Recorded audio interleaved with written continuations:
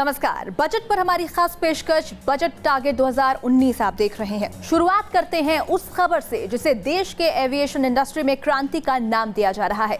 हम बात कर रहे हैं मोदी सरकार की सबसे महत्वाकांक्षी योजना उड़ान 2 की, जिसके रूट की घोषणा कर दी गई है। इस योजना के तहत यूपी, बिहार समेत देश के कई छोटे छोटे शहरों के लोगों को अब आसमान में उड़ने का मौका मिल सकेगा।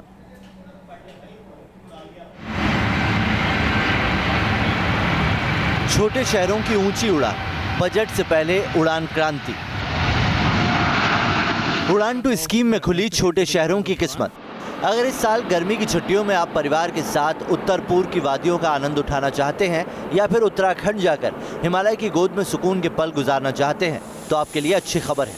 पहाड़ी इलाकों या दूर दराज के हिल स्टेशन पर पहुंचने के लिए अब आपको टेढ़े मेढ़े और जोखिम भरे पहाड़ी रास्तों का लंबा और थकाऊ सफर नहीं करना होगा, क्योंकि अब लोग उड़ान 2 स्कीम के तहत मसूरी से लेकर करगिल और सिक्किम से लेकर धारचूला तक उड़ान भर सकेंगे। बुधवार को नागरिक उड्डयन मंत्री अशोक गजपति राजू ने उड़ान 2 स्कीम के तहत जिन जगहों को हवाई मार्ग से जोड़ने का ऐलान किया है उसमें 43 छोटे शहर शामिल हैं।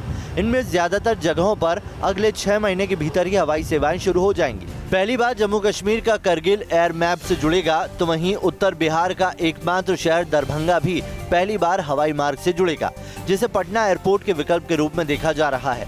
दरभंगा से 3 महानगरों दिल्ली, मुंबई और बेंगलोर से डायरेक्ट फ्लाइट शुरू होगी, जिससे नेपाल समेत उत्तर बिहार के 18 जिलों को फायदा पहुंचेगा। इतना ही नहीं, यूपी के इलाहाबाद से 12 शहर हवाई मार्ग से जुड़ेंगे। साथ ही आजमगढ़, मुरादाबाद जैसे छोटे शहरों से भी लोग हवाई सेवा का लुत्फ उठा सकेंगे। But we have cities like Darbhanga, Allahabad, we have cities like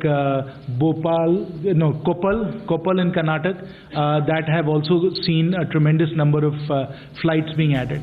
उड़ान 2 स्कीम में कुल 503 रूटों को शामिल किया गया था। एयरलाइंस और हेलीकॉप्टर ऑपरेटरों के 90 प्रस्तावों के तहत हवाई सेवाओं को शुरू करने की मंजूरी दी गई है। इनमें से 23 रूट हेलीकॉप्टर के लिए हैं, जबकि 67 रूट छोटे विमानों के लिए हैं। इस योजना से 73 और ऐसे एयरपोर्ट और हेलीपैड पर हवाई सेवाएं शुरू हो जाएंगी जहां या तो कोई उड़ान नहीं थी या फिर गिनती की थी।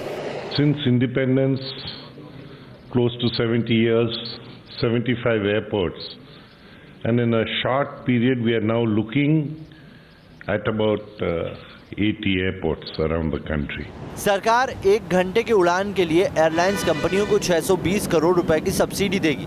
लेकिन अच्छी बात यह है कि इस बार कुछ रूट ऐसे भी हैं जहां एयरलाइन ऑपरेटर ने किसी तरह की वायबिलिटी गैप फंडिंग की भी डिमांड नहीं की है। जाहिर है कि आने वाला वक्त उड़ान का ही है। Team news nation.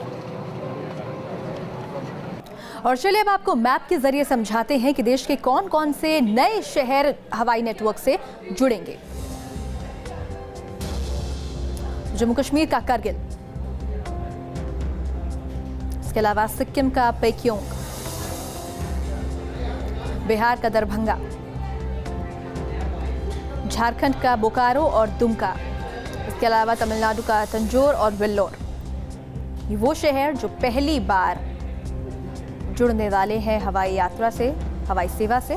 और कहां से कहां तक नई उड़ान अब आप भर सकेंगे। श्रीनगर से करगिल तक अब उड़ान भरी जा सकती है। इसके अलावा मुंबई से दरभंगा के लिए फ्लाइट शुरू हुई है। साथ ही साथ दिल्ली से भी दरभंगा अब शुरू होने वाली है। बेंगलुरु से भी दरभंगा,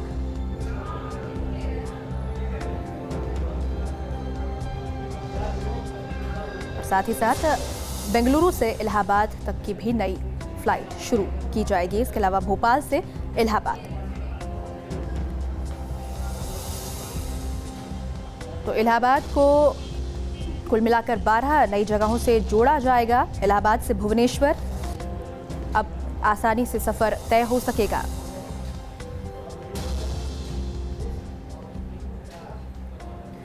तो ये तो बात हुई आसमान में उड़ान की। अब बात सड़कों पर रफ्तार की। अगर आप इस बार अपने और अपने परिवार के लिए कार खरीदना चाहते हैं तो क्या कुछ राहत बजट में मिलेगी? क्या है कार के बाजार में लोगों की उम्मीद? ये जानने के लिए न्यूज़ नेशन पहुंचा कार के एक शोरूम में।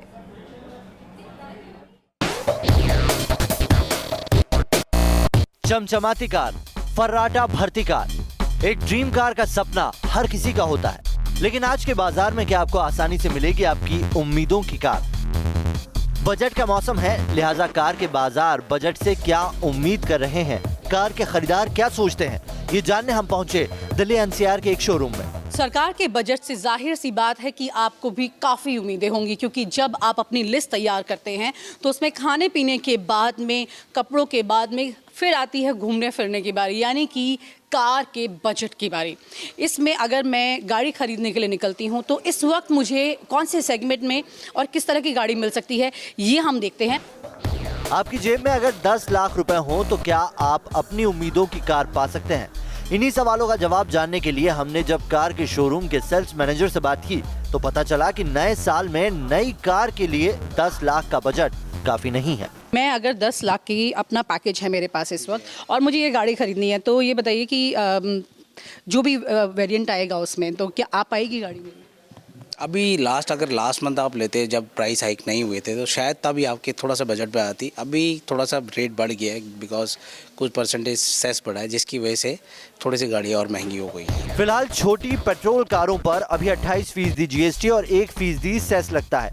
वहीं छोटी डीजल कारों पर 28% जीएसटी और 3% सेस लगता है, जबकि हाइब्रिड सहित बाकी सभी कारों पर 28% जीएसटी और 15% सेस लगता है। ऐसे में खरीदारों ने वित्त मंत्री के बजट से उम्मीदें लगा रखी हैं और कार खरीदने से पहले बजट में संभावित राहत का इंतजार कर रहे हैं। मैम कर तो रहे हैं कोशिश पूरी, बट जीएसटी के चक्कर में काफ़ी महंगी होगी गाड़ियाँ, तो चक्कर में लेके जब सस्ती होगी तो करते हैं कुछ ना कुछ। अभी तो यही प्लानिंग है। तो मतलब बजट का इंतजार कर रहे हैं आप? या बजट का इंतजार। 2 साल से आपका सपना अधूरा है। लास्ट में जो जीएसटी के चक्कर में जो गाड़ियाँ महंगी हो गई उसकी वजह से रुक गए। अब देखो जीएसटी में बजट में क्या होता है। वेट कर रहे हैं बजट का कि बजट में हमें अगर थोड़ा बहुत कुछ लाभ मिले नई गाड़ियों के प्राइस में तो हम डेफिनेटली परचेज करने का प्लान करेंगे। ऑटो सेक्टर को बढ़ावा देने के लिए सरकार से मांग थी कि सभी पैसेंजर व्हीकल को जीएसटी में 2 अलग-अलग टैक्स स्लैब में शामिल किया जाए।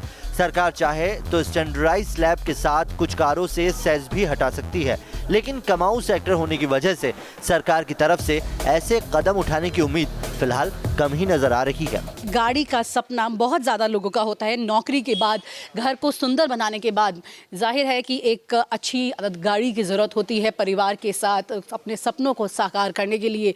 लेकिन इस पर नज़रें टिकी हुई हैं सभी की, मेरी भी, क्योंकि अभी जिस बजट के साथ मैं यहाँ पर आई हूँ वो अभी थोड़ा एक्सीड कर गया है, क्योंकि जो परसेंटेज अगर सेस की कम होती है तो ज़रूर वापस से वो मेरी पॉकेट में आ सकेगा और मैं अपनी गाड़ी की खरीदारी पूरी कर पाऊंगी। जिसे अपनी पसंद की कार खरीदनी है वो तो उसे खरीदेगा ही, चाहे उसकी कीमत कितनी भी क्यों ना हो। लेकिन जिनका बजट घरों और किचन में उलझा है उन्होंने वित्त मंत्री से उम्मीद लगा रखी है। दिल्ली से विनीता यादव के साथ टीम न्यूज़ नेशन। और चलिए अब आपको बताते हैं भारत में कैसा है और क्या है ऑटोमोबाइल का कारोबार। तो भारत में जीडीपी में ऑटो मार्केट की 7% की हिस्सेदारी है। दिखाया हमने आपको किस तरीके से भारत दुनिया का सबसे बड़ा ऑटो मार्केट है। इसके अलावा आपको बता दें कि कार सेल्स में भारत 5वें नंबर पर आता है। इसके अलावा तो पूरी दुनिया में, साथ ही साथ दोपहिया वाहनों की अगर बात की जाए तो उनकी बिक्री में भारत नंबर 1 पर है। और चलिए अब बात पटरी पर रफ्तार की। मोदी सरकार का फोकस रेलवे पर है। सरकार रेलवे को हाईटेक बनाना चाहती है, रफ्तार के घोड़े पर दौड़ाना चाहती है और इसके लिए आने वाली हैं 2 ऐसी ट्रेनें जो शताब्दी और राजधानी को पीछे छोड़ देंगी।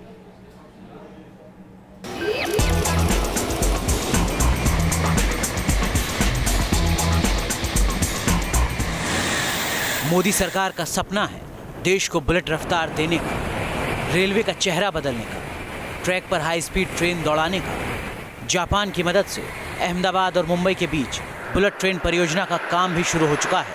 सब कुछ ठीक रहा तो साल 2022 तक मुंबई और अहमदाबाद के बीच बुलेट ट्रेन दौड़ाने का सपना साकार हो जाएगा। बुलेट ट्रेन से इतर सरकार की कोशिश है कि देश में राजधानी, शताब्दी और दुरंतो जैसी ट्रेनों का कायाकल्प किया जाए और इसी दिशा में आगे बढ़ते हुए रेलवे 2 नई वर्ल्ड क्लास ट्रेनों को शुरू करने जा रहा है। रेलवे इस साल जून महीने तक अपनी तरह की पहली semi high speed train launch करने जा रहा है। ये ट्रेन सामान्य ट्रेनों के मुकाबले 20% कम वक्त में समान दूरी तय करेगी। चेन्नई के इंटीग्रल कोच फैक्ट्री में ये ट्रेन सेट्स तैयार हो रहे हैं। जिसमें 16 फुल्ली एयर कंडीशनड कोचेज होंगे। ट्रेन 18 नाम की इस नई ट्रेन में यात्रियों के लिए वाईफाई और इंफोटेनमेंट, जीपीएस आधारित पैसेंजर इंफॉर्मेशन सिस्टम और एलईडी लाइटिंग से लैस इस ट्रेन में वर्ल्ड क्लास सुविधाएं होंगी। ये नई ट्रेनें मौजूदा शताब्दी ट्रेनों की जगह लेंगी, जबकि ट्रेन 20 के नाम से दूसरी नई ट्रेन की लॉन्चिंग साल 2020 में होने की उम्मीद है, जो राजधानी ट्रेनों की जगह लेगी। आने वाले बजट में जो हमने लगभग कल्पना की है सुधार की रेलवे में या रेलवे में इन्वेस्टमेंट की, रेलवेज को और आधुनिक बनाने के लिए, सुरक्षित बनाने के लिए और यात्रियों की सुविधाएं बढ़ाने के लिए, तो उसमें 3 गुना वृद्धि सिर्फ 5 साल में होगी। मोदी सरकार ने अपने कार्यकाल में हमसफर, तेजस जैसी कई हाई प्रोफाइल ट्रेनों को लॉन्च किया है, लेकिन रफ्तार के मामले में अब भी भारतीय रेल बाकी कई देशों से पीछे है। इसलिए मांग उठ रही है कि कीमत चाहे कुछ भी हो, सरकार को रेलवे के मॉडर्नाइजेशन से पीछे नहीं हटना चाहिए।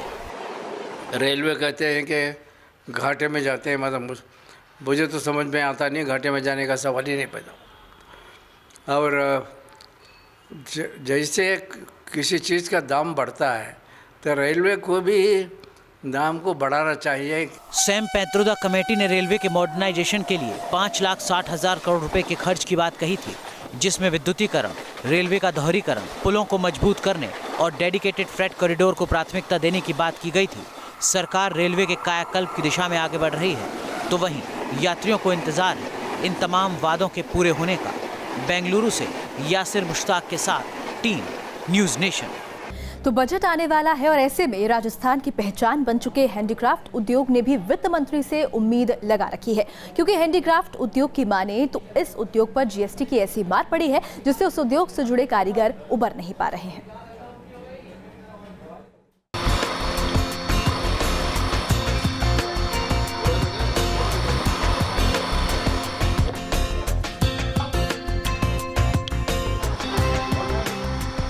जगदीश कुमावत रोजाना इसी तरह जीतोड़ मेहनत कर बेजान लकड़ियों और पत्थरों को तराश कर उनमें जान डालते हैं, लेकिन उनके परिवार की जिंदगी बेजान होती जा रही है, क्योंकि अब राजस्थानी परंपरा और संस्कृति की पहचान कहे जाने वाले इस हैंडीक्राफ्ट उद्योग से कुमावत परिवार को अपने घर का खर्च चलाना मुश्किल हो गया है। हालात ये हो गए हैं कि अब तो कई परिवारों ने इस काम को छोड़ दिया है। रोजी रोटी में दिक्कत आज 200-300 रुपये पर डे आदमी कमा रहा है, तो इसलिए वो छोड़ता जा रहा है इस काम को। सब हैंडीक्राफ्ट में तो जुड़े हुए हैं, अभी हम तो खानदानी इसी में, पिताजी और दादाजी और इसी में करते थे, पर ये काम तो हालत ख़राब करने वाला है, अब इसमें कुछ कमाई तो रही नहीं। राजस्थान में हैंडीक्राफ्ट के जरिए कई घरों का चूल्हा जलता है, लेकिन अब पहले वाली कमाई नहीं रही। कई परिवार कर्ज लेकर इस कारोबार को करते हैं, लेकिन बाजार न होने की वजह से असली मुनाफा बिचौलिए ले जाते हैं। वहीं कारीगर की कमाई कर्ज चुकाने में ही चली जाती है। भाई हस्तशिल्प के सामने एक तो बाजार की समस्या है, क्योंकि जो मेन जो प्रॉफिट है वो बिचौलिए ले जाते हैं, और हस्तशिल्पी को तो जो न्यूनतम मजदूरी है उसी पे उसको रहना पड़ता है। जैसे अभी मेरे कज़न देवर वगैरह हैं, उनको ले लो, जैसे उन्होंने अभी कर्जा ले रखा है, मान लो 10,000 ले रखा है, तो 10,000 में वो जो कमाते हैं, मान लो महीने के 2,000-3,000 रुपये कमाते हैं, तो उनमें से 1,500 रुपये तो उनके ब्याज में, बच्चों की पढ़ाई में, लिखाई में, खाने में, पीने में, इनमें चले जाते हैं। हैंडीक्राफ्ट उद्योग पर सबसे ज्यादा मार जीएसटी से पड़ी है। उद्योग से जुड़े लोगों का दावा है कि जीएसटी की वजह से इस कारोबार पर 30 से 40% का असर पड़ा है। स्थिति अभी काफ़ी दयनीय हो रही है। जीएसटी आने के बाद में ये बहुत 30-40% इसका डाउनफॉल आया है इस कारोबार में, हस्तशिल्प के कारोबार में। अभी जो इसका लॉस हुआ जीएसटी लगने के बाद में, वो बहुत बड़ा इसको लॉस हुआ, और हमारे बहुत सारे जो हस्तशिल्पी भाई हैं वो इस काम से माइग्रेट कर गए। राजस्थान का हैंडीक्राफ्ट उद्योग देश और दुनिया में मशहूर है। इस कारोबार से प्रदेश में लगभग 30 लाख लोग जुड़े हैं। इसलिए हैंडीक्राफ्ट उद्योग को बचाने के लिए इन लोगों की उम्मीद वित्त मंत्री जी से है। उनकी मांग है कि हैंडीक्राफ्ट को स्किल इंडिया से जोड़ा जाए। ऐसा प्लेटफॉर्म हो जहां खरीदार सीधे कलाकारों से सामान खरीदें, कम ब्याज के लोन की व्यवस्था हो, खुद का हैंडीक्राफ्ट उद्योग लगाने के लिए प्रोत्साहन दिया जाए, हस्तशिल्प ग्राम और शहर विकसित किए जाएं। राजस्थान के इस लघु उद्योग से जुड़े लोगों की उम्मीदें तो बहुत हैं। अब देखना यह है कि इस लोक कला की विरासत को जिंदा रखने और उसकी चमक को बरकरार रखने के लिए बजट से कुछ मिलता है या नहीं। जयपुर से लाल सिंह फौजदार के साथ टीम न्यूज़ नेशन।